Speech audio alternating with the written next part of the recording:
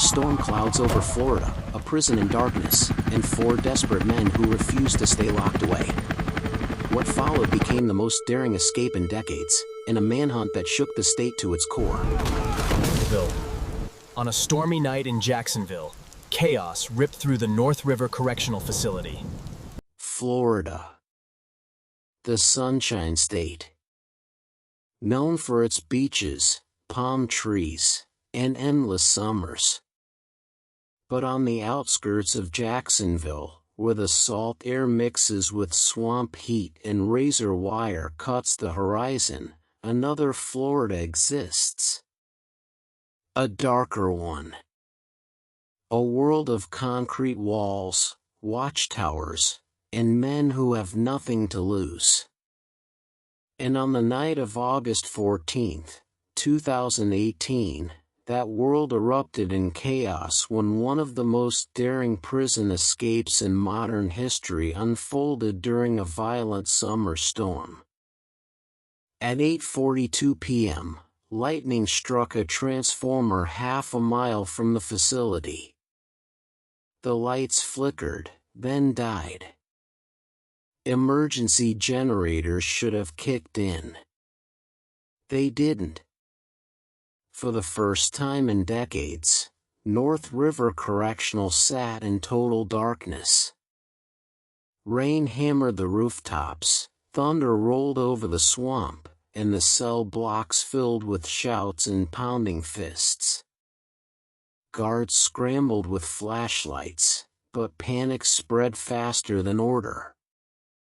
Somewhere inside, men were already moving with purpose. In the darkness, 2 men emerged as leaders.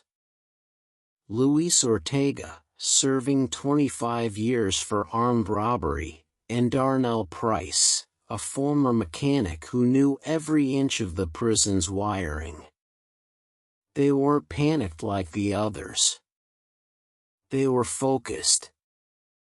Ortega whispered fast, his fingers stabbing toward the doors, while Price watched the flicker of sparks from a busted panel. This wasn't chaos to them, this was opportunity. While inmates tested the limits of their cells, guards rushed toward the control room, the nerve center of the prison. But the storm had jammed the electronic locks, and the reinforced door wouldn't budge. Radios crackled with static, their voices lost in the chaos. Rainwater dripped from their soaked uniforms as they fought the door, unaware that Ortega and Price were already 3 steps ahead, counting on this delay. By the time the guards realized what was happening, Ortega and Price were gone. They had slipped through a maintenance hatch in the kitchen, one that Price had studied for months while on dish duty. The tunnel reeked of mildew and rust, its pipes hissing with escaping steam. On their knees, with only scraps of light from a broken vent, they crawled forward. This was the path out, narrow, filthy, and dangerous, but freedom was on the other side. Above ground, chaos raged. But below, the 2 men reached the far end of the tunnel. Just 30 feet of chain-link fence separated them from the swamp. Ortega pulled out a smuggled hacksaw blade, its teeth already worn from weeks of hidden use. Sparks flew as metal gave way. Rain poured harder, thunder masking the sound. With every cut, the storm cloaked them. By the time the final wires snapped, freedom was just 1 crawl away. At 9:27 p.m., they slipped through. For shadows vanished into the swamp. The wetlands swallowed them whole, mud pulling at their boots as cypress trees loomed above. Rain hammered down, each step a fight against the muck. Freedom was close, but the swamp was no ally. It was dark, endless, and full of eyes. By dawn, the manhunt was on. Helicopters swept the wetlands with piercing beams of light, while convoys of police vehicles lined the backroads. Officers trudged through mud, rifles raised, their eyes scanning the thick swamp. The Florida Department of Law Enforcement and U.S. Marshals had launched one of the largest pursuits in state history.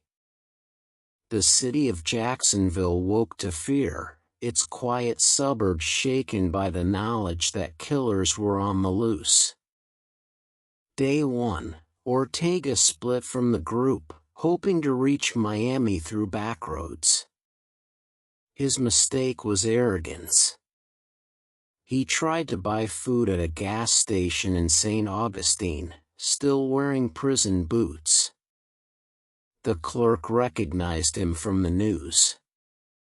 Ortega was arrested without resistance. The marshals had their first win. But Cole and the others kept moving.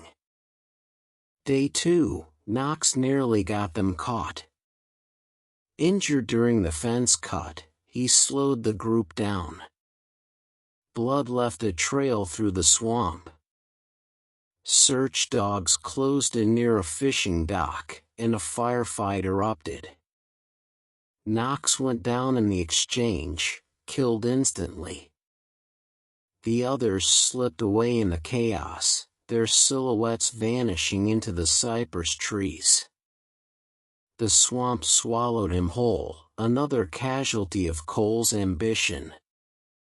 By day 3, the manhunt stretched across county lines. Slim Harlow, the silent enforcer, stayed glued to Cole. Together they stole a pickup truck outside a farm in Baker County.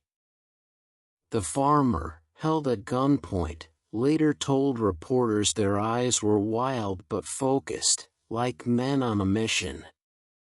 That night, the truck was found abandoned outside Tallahassee. Inside, authorities discovered prison jumpsuits, a map with highways circled in red, and a burner phone with only one number dialed repeatedly. Devin Cole. Cole and Slim found temporary refuge in an abandoned safe house outside Lake City. The air reeked of mold and damp wood, but it gave them cover. On a battered table lay a road map with circles scratched around Miami, Tampa, and the Georgia line.